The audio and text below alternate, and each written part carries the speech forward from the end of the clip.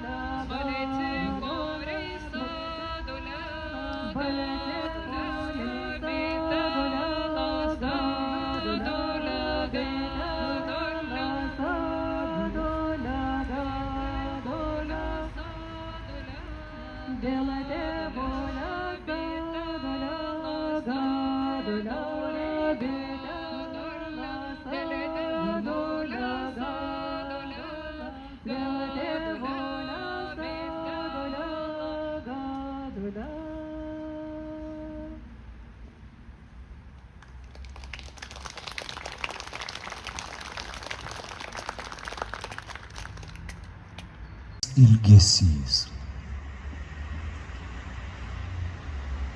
Mes draugavom ilgai, meilė liejos eilėm, o siūbavo beržai, pakelėm, pakelėm. Triskart lapai beržų krito auksų variu, o laiškų nuo tavęs neturiu. Bėga dienos laukais ir nužydi gėlėm, nubanguoja rugiais pakelėm. Tau parimus lange, oi, kodėl negaliu pastovėt ir paošt berželiu. Tai mėnulio šviesoj, kai be galo skaidru, apsipilčiau rasų sidabru ir visiems žiburiams naktį baigiantis degt, palinguočiau aš tau. Labanakt. Ilgesys, kol praeis, oi, kodėl negaliu pastovėt ir paošt berželiu.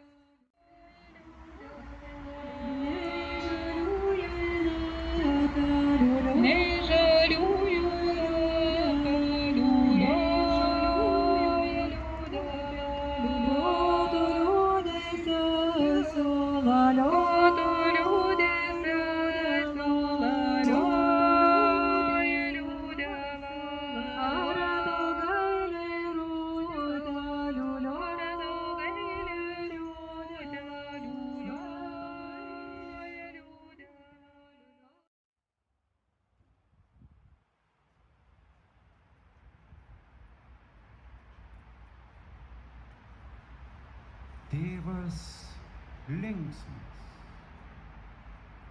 Pro akademijos vartus triukšmingai pavakary išgriuvo karnavalas. Pirmiausia ėjo gervė ir meška, joms iš paskos velniai ir jų gizeliai, pusiau roges, pusiau vežimą vilko, kur ant šiaudų voliojos lašininis ir suko dalgį giltinė virš jo. Šalia tipeno džiūsnius kanapeinis, ožiais mekeno, muzikantai grojo, kas mušė būgną, kas varinį puodą, kas kokį birbalą ar terkšlę suko, o vienas pūtė labanoro dūdą. Lininę ilgą barzdą prisirišęs, avikailio kepurę užsivožęs, jis čia visiems, kaip matęs, vadovavo. Čia prie vienų, čia prie kitų namų sustodavo, tai ilgakaklė gervė į langą dūzgindavo, tai meška vartus klebendavo, kol šeimininkai nepavaišindavo gira ir spurgom, kol neišmesdavo bent grašio kito į tą varinį puodą. Karnavalas prie rotušės patraukė, draug su juo miestiečių tuntas. Pažiūrėt magėjo, kas dar čia bus, ką dar prasimanys tie studiozai. Šitokių eitynių, tokio linksmumo Vilniui dar nebūta, tai ne procesija, ne sakra pompa. Užvis labiausiai džiaugiasi vaikai. Jie dožijosi, tūko, siautė, šėlo, kur drąsesni pripuolė su visais, pusiau roges, pusiau vežimą tempė, o vienas toks vis prie dudoriaus trynės. Kol prisitaikęs, griebė už barzdos, patraukė ir suspigo. Tėvas linksmas. Barzda nutrūko ir visi vaikiūkščiai iš džiaugsmo puolė šokti, rankom ploti ir klykti. Tėvas linksmas. Apspito jį, kabinos už skvernų, o jis laimingas buvo. Kitą dieną išmetinėjo rektorius, Ar dera profesoriui, nelyginant satyrui, per Dionizijas lakstyti ir siausti? O Liauksminas šypsojosi. Pavyko. Pirmasis užgavėnių karnavalas. Tie persirengėliai, žemaičių kaukės, kur tėviškiai per vasarą pririnko, visiems patiko. Gal toliau Vilniečiai ir patys ką prasigalvos. Sunku pažadinti šitą miestą, pasakyti jam, kad jis ir papročius, ir kalbą turi. Gal tik jaunimas, gal tik tai jaunimas, galvojo Liauksminas. Jo linksmos akys giliai žiūrėjo.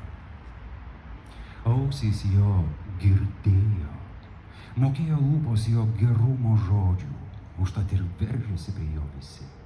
Studentų apsuptas, vaikų apstotas, kaip spindulys jisai per miestą ėjo ir pavardėjo, tarsi linksmas paukštis, čiulbėjo, strekinėjo tariama. Norėjosi kartoti ją ir džiaugtis, arba kaip trauklapį dėt prie voties.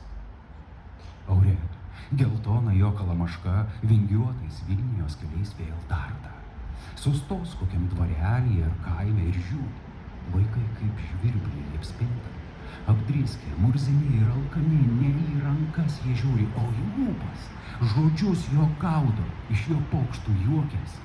O kai jau iškelia iš po pasostės senų drabužių ryšulį, kurį surinko su studentais, miestelėnai skudurninko jį pravardžiavo.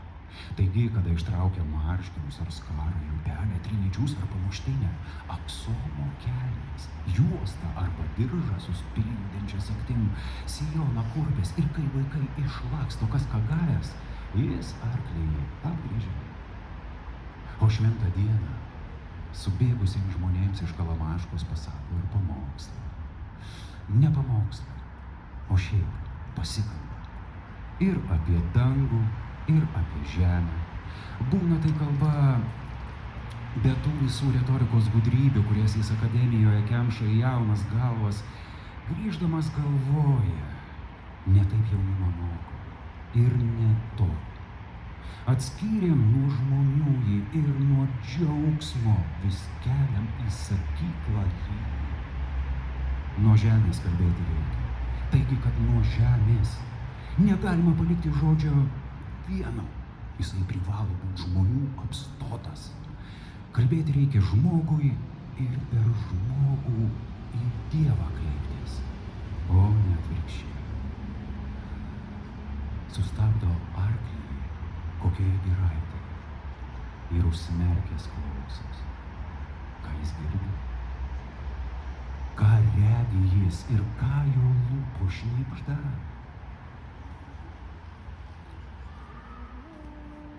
Kokia palaima, kad yra tas viskas.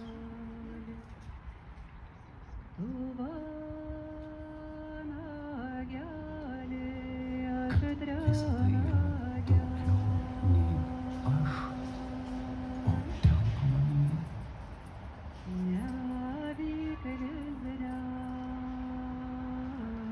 Štai miškas ošia, manyje. Tas paukštis čiulba manyje.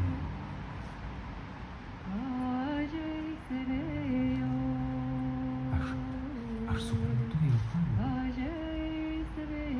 Mano žodis ištaria svajų.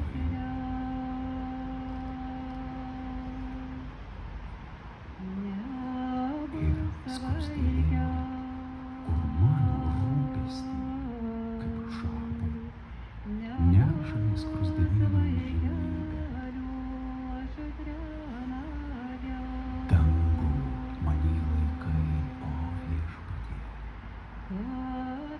išskleidęs kaip žalią pievą, gyvasties stebuklų, jos įvairių pasireiškimų pilna.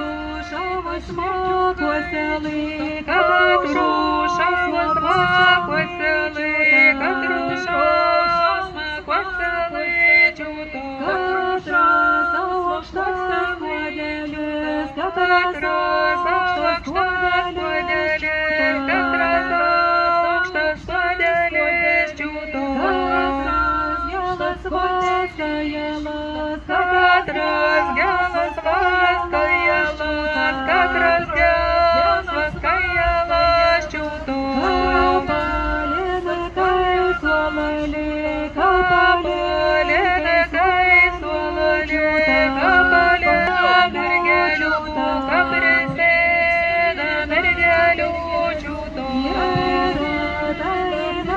piršlalė